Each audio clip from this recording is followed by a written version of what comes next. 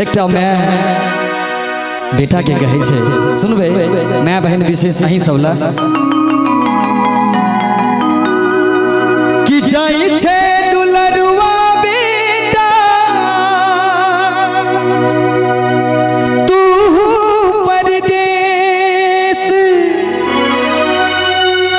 मैया के रखी है धियान रो। मैं काइन रहलखिन बेटा के कहे छे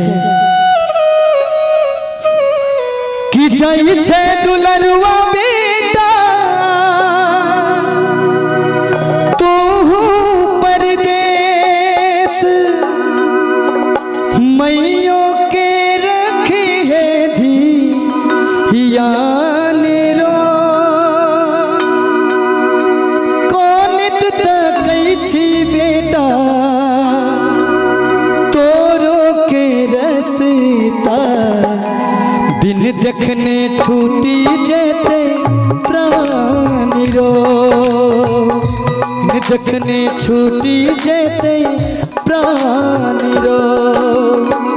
जाई छे दुलरुआ बेटा तू परदेस जाई छे दुलरुआ बेटा तू परदेस मैयो के रखी है धियान रो।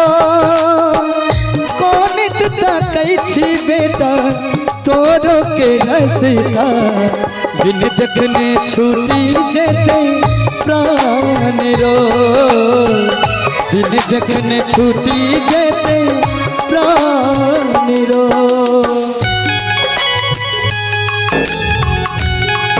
हाय हाय हाय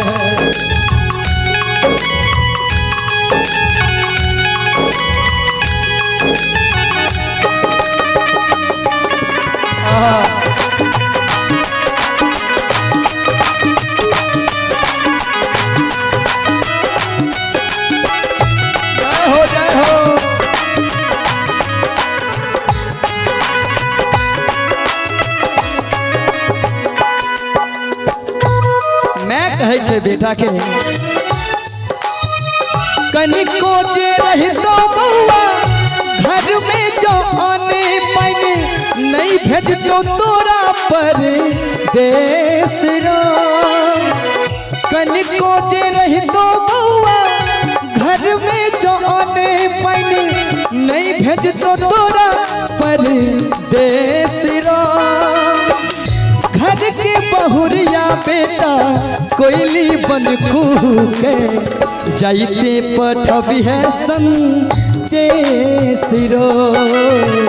जाइते पठबी है संदेश रो। आय हाय हाय जो मना भाई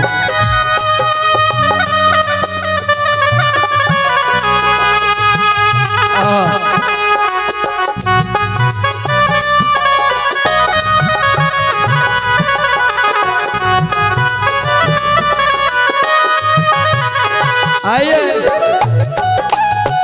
जय हो।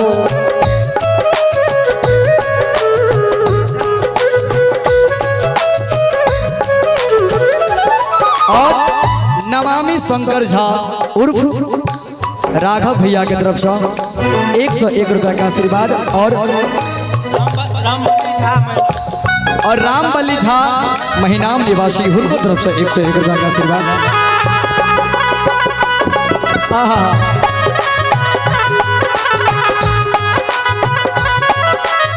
और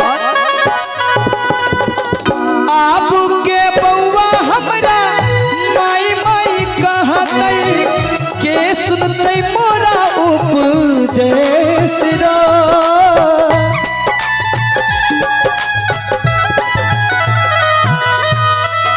आपके बउआ मोरा माई माई कहते के सुनते मोरा उपदेश रो।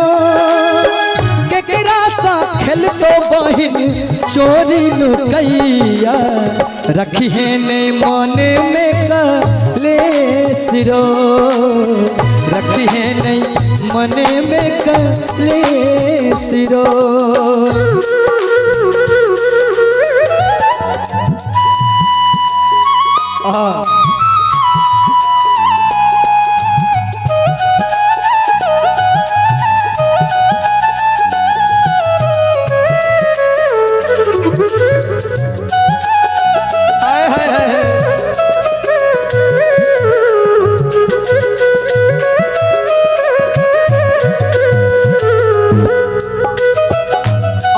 छे मैं कहे छे बेटा सब हे तो उदास बउआ अंगना दलान काम है तो सुनसान रो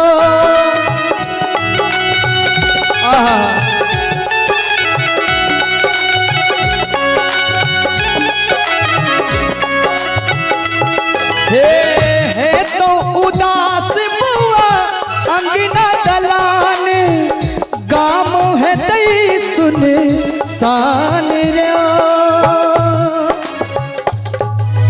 मैं कहे छे हे तई उदास बुआ अंगना दलान गाम है तई सुन सान रो रही है तू दिल्ली मुंबई कोनो सहरिया मिथिले के कही है संतान रो रही है तू दिल्ली मुंबई कोनो सहरिया मिथिले के होई है संतान रो मिथिले के होई है संतान रो मिथिले के होई है संतान रो मिथिले के होई है संतान रो बोलिए अपने अपने माता